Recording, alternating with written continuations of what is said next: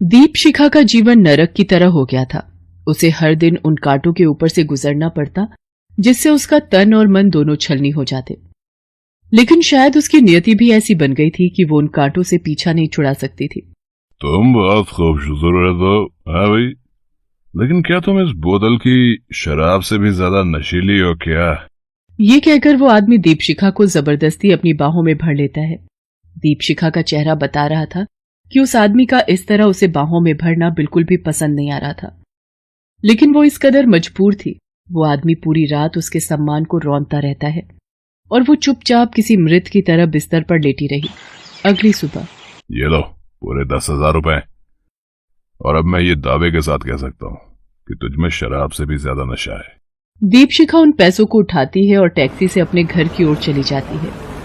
घर में घुसते ही निर्मला और सूर्या उसके सामने खड़े होते हैं। दीपशिखा सारे पैसे उसके हाथ में रख देती है। निर्मला उन पैसों को गिनने लगती है। 1 2 3 5 8 9 10। पूरे 10 ही दिए थे ना, या ज्यादा भी दिए उसने? जितने दिए वो सारे के सारे मैंने आपको दे दिए। सुन, जल्दी से फ्रेश हो जा, अभी फिर से तुझे काम पर जाना है। फिर से? अभी अभी अभी तो आई हो। अभी आई हो तो क्या करूं? देख, यही उम्र है पैसे कमा ले, अगर जवानी ढल गई तो कोई नहीं पूछेगा। और सुन, ये वाला सेठ बहुत पैसे वाला है। 25 में डील हुई है, 15,000 एडवांस में ले लिए मैंने, बाकी के सारे पैसे संभाल कर लेती आना। कुछ देर बाद एक सेठ की बड़ी सी कार निर्मला के दरवाजे पर आकर रुकती है। दीपशिखा उस कार में बैठ जाती है। उस महंगी कार में बैठी दीपशिखा रास्ते में आते जाते लोगों को देख रही थी। उसकी आंखें आंसुओं से भरी हुई थी, लेकिन उन आंसुओं ने सब्र का दामन थाम रखा था। तभी उसकी नजर सड़क किनारे बैठे एक व्यक्ति पर गई जो पंछियों को बेच रहा था। सारे पंछी पिंजरे में कैद थे। सेठ, जरा गाड़ी रोकना। क्या हुआ? जरा सा एक काम है सेठ, गाड़ी रोकना प्लीज। सेठ ने अपनी कार रोकी। दीपशिखा कार से नीचे उतरती है और उस पंछी बेचने वाले के पास जाती है। ग्राहक को अपनी ओर आता देख वो बहुत ही खुश हो जाता है। आइए आइए, कौन सा पंछी चाहिए आपको? ये पीला वाला या ये लाल वाला? मैं तो कहता हूँ इसे ले जाइए आप, ये बहुत ही शांत पंछी है। शांत है? तभी तो पिंजरे में है। अब क्या कहा आपने? कुछ नहीं। कौन सा पंछी दूं आपको? ये सारे। सारे? दीपशिखा की बात सुनकर पंछी वाला आश्चर्य से भर जाता है। हाँ सारे। कितने पैसे हुए इन सभी के? 6,000। दीपशिखा सेठ से बाकी पैसे लेकर आती है और उन सारे पंछियों को खरीद लेती है और दुकानदार के सामने ही उनका पिंजरा खोलने लगती है। अरे ये आप क्या कर रही हैं?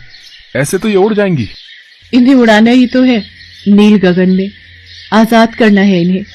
दीपशिखा ने एक एक कर सारे पिंजरों के ताले खोल दिए और सभी पंछियों को उड़ा दिया और देर तक उन्हें देखती रही, उड़ते हुए, पंख पसारते हुए, आसमान को छूते हुए। उनकी आजादी की खुशी दीपशिखा के चेहरे पर साफ दिख रही थी। तभी गाड़ी में बैठे सेठ ने गाड़ी का हॉर्न बजाया। दीपशिखा ने उसकी ओर देखा और गाड़ी में जाकर बैठ गई। चलिए सेठ। सेठ की कार उसके घर की ओर तेज गति से चल पड़ी। दीपशिखा एक बार फिर से सड़क पर आते जाते लोगों को देखने लगी और पुराने दिनों की याद में खो गई। क्या कर रहे हो अमन? कोई आ जाएगा। कौन आएगा? कोई भी। तो आने दो ना, क्या फर्क पड़ता है? अपनी बीवी के साथ रोमांस करना कोई गलत काम तो नहीं है, और मैं तो तुम्हारा पति भी हूं और आशिक भी। ये कहकर उसने दीपशिखा को गले से लगा लिया। तभी दीपशिखा की सास निर्मला की आवाज आई। बहू, बहू। जी जी जी माँ जी। अपनी माँ की आवाज सुनकर अमन ने भी दीपशिखा को तुरंत छोड़ दिया। उसे ऐसा करते देख दीपशिखा ने मुस्कुराते हुए कहा, क्यों, क्या हुआ मिस्टर आशिक? निकल गई सारी आशिकी? तभी निर्मला रसोई में आ गई। उसने अमन को वहां देखा तो, अरे तू कब आया ऑफिस से? बस माँ, अभी अभी आया हूँ। और आते साथ रसोई में आ गया? पहले तो मेरे पास आता था ऑफिस से आकर। यही फर्क होता है बीवी और माँ में। अरे नहीं माँ, ऐसा कुछ नहीं है, मैं आपके पास ही आने वाला था। अच्छा, ये सब छोड़। आज तो तुझे तनख्वाह मिलने वाली थी ना, मिली कि नहीं? हाँ माँ, मिली है ना, ये लो। अमन ने माँ के हाथों में कुछ कैश पैसे दिए और एटीएम भी दे दिया। निर्मला अमन की सौतेली माँ है। उसका प्रभाव अमन पर बहुत ज्यादा है। वैसे तो वो अमन का कभी भला नहीं चाहती, लेकिन ऐसा दिखावा करती कि उससे सगा उसका कोई नहीं है। निर्मला की यह बात भोले भाले स्वभाव वाले अमन को कभी नहीं पता लगी। उसके लिए तो उसकी सौतेली माँ ही सब कुछ थी। दीपशिखा भी निर्मला की बहुत ज्यादा इज्जत करती थी। एक दिन निर्मला का भाई सूर्या कुछ दिनों के लिए उनके यहाँ रहने आया। सूर्या के रंग ढंग दीपशिखा को बिल्कुल पसंद नहीं थे। उसे ऐसा लगता कि सूर्या उसे हमेशा घूरता रहता है या जानबूझकर उसके करीब आने की कोशिश करता है। अरे तेरी गलतफहमी है दीपशिखा। भला सूर्या मामा तुम्हारे करीब आने की कोशिश क्यों करेंगे? पता नहीं अमन, लेकिन मुझे उनसे बहुत डर लगता है। अरे पगली डर मत, मैं हूं ना। अमन ने ये बात कह तो दी कि मैं हूं ना, लेकिन उसे क्या पता था कि उसकी जिंदगी के आगे आने वाले पल में क्या लिखा है। उस रोज वो ऑफिस तो गया, लेकिन जब वो लौट कर आया तो वो मृत था। उस दिन वो ऑफिस के लिफ्ट में फंस गया था और जब तक उसे निकाला जाता वो मर चुका था। अमन, अमन, अरे कहाँ चले गए मुझे छोड़कर? अरे तुम तो कहा करते थे मैं हूं ना। अरे क्यों झूठ बोला तुमने, क्यों? अमन के जाने के बाद दीपशिखा के जीवन में दुखों ने प्रवेश कर लिया था, लेकिन वो दुख भयानक दर्द में बदल जाएगा उसे नहीं पता था। अमन के जाने के बाद निर्मला दीपशिखा को बहुत टॉर्चर करने लगी। यूं कहें कि निर्मला अपने असली रूप में आ गई। अमन तो मर गया, कभी सोचा है कि घर कैसे चलेगा? 50 तरह के खर्चे हैं, वो पूरे कैसे होंगे? और ये घर भी तो लोन पर है, वो लोन कैसे चुकेगा? माँ जी, मैं नौकरी कर लूंगी ना। देख, नौकरी वोकरी से कुछ नहीं होगा, बड़ा कुछ करना होगा, तभी सारी चीजें सही होंगी। दीपशिखा को पता नहीं था कि वो बड़ी चीज अपने आप को बेचना था। जब उसने उसका विरोध किया तो सूर्या और निर्मला ने उसे मार मार कर अधमरा कर दिया। देख, तुझे हमारे हिसाब से चीजें करनी ही होंगी। अगर नहीं किया तो जान से मार देंगे तुझे और नाले में फेंक देंगे। दीपशिखा को उसकी सास और सास के भाई सूर्या ने एक दलदल में डाल दिया था। वो बेचारी चाहती तो थी उससे निकलना, लेकिन वो निकल नहीं पा रही थी और हर दिन उसका तन और मन दागदार हो रहा था। उसे अब अपने आप से घिन सी आने लगी थी।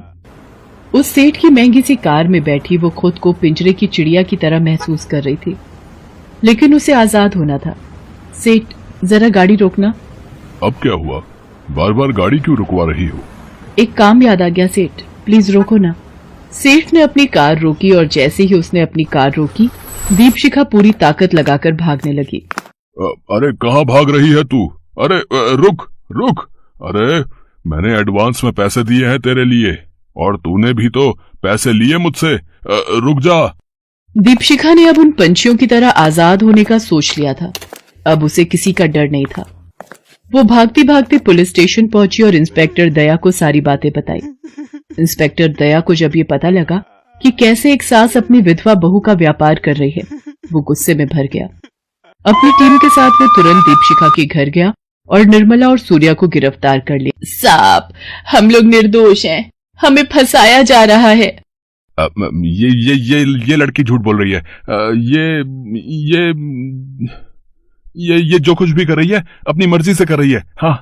सूर्या की बात सुनकर इंस्पेक्टर दया ने सूर्या को 4-5 थप्पड़ खींचकर मारे और कहा, अपनी मर्जी से कोई अपनी आत्मा का सौदा नहीं करता।